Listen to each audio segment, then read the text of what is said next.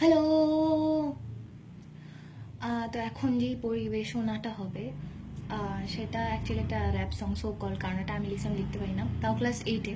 তখন খুব বেশি র্যাপ মিউজিক শুনতাম আর আমার কাছে লাগতো যে আরে র্যাপ মিউজিকগুলো এরকম কেন হয়, সবসময় ছেলেরাই কেন গ্যাঞ্জাম করে, মেয়েরা কেন করে না, হ্যাশট্যাগ ফেমিনিজম একদম ভেতরে ছোটোবেলা থেকে ইনস্টলড।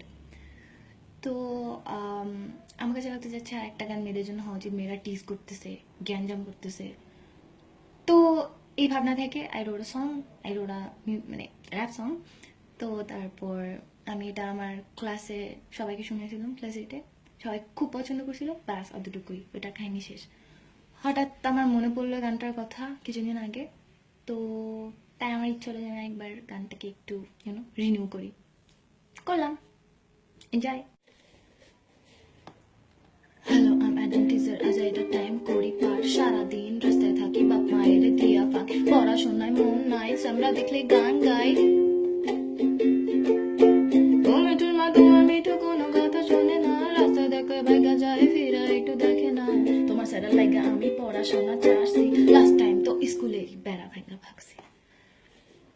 তাতে যদি আমি তার মনে একটু স্পেস পাই, অন্য আর যেগুলা আছে হ্যাগো ডিলিট করতে চাই, পিরিতির আগুন আমার বুকে দ্বিগুণ জ্বলে, তাই মিঠু শূন্য কয় খায়ার কাম নাই, বাপে কয় এ দুনিয়া পড়া ছাড়া সুখে লাই, পড়া টেবিলের সাথে সবার গোষ্ঠী কিলাই, ফল বেটা সাইন্টিস্ট গুলা কি সব জিনিস বানাইছে, এই ওয়ার্ল্ডের সব পোলা পানের মাথা গুলা খাইছে, আম্মায় কয় আমি একেবারে ফাউল মাইয়া, সারাদিন জানার দিকে থাকি চাইয়া চাইয়া, রোজ সকালে উঠি আমার সকালবেলার পাখি, ওরে মিঠুর বাসার পাশে করি ডাকাডাকি।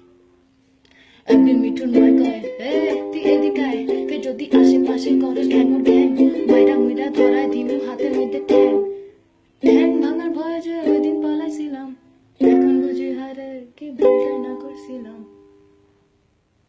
এখন মিঠু সংসার এক ডাক্তারনির সাথে, সারাদিন